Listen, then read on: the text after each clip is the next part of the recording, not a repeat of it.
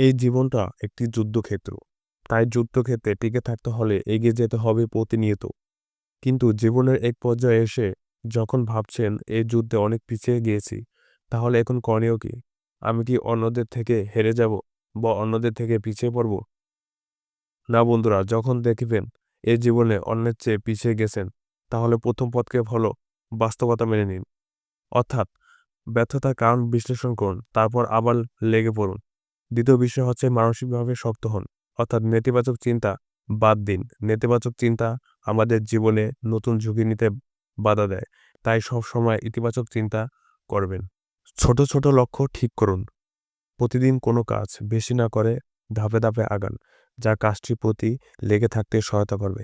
চতুর্থ নম্বর, নতুন কিছু শিখুন। প্রতিদিন নতুন কিছু শেখার চেষ্টা করুন, যাতে করে আপনি অন্যদের থেকে এগিয়ে যেতে পারেন। সর্বশেষ পদক্ষেপটি হলো সময় নষ্ট করবেন না। অর্থাৎ সাথে সাথে কাজ শুরু করুন এবং লেগে থাকুন।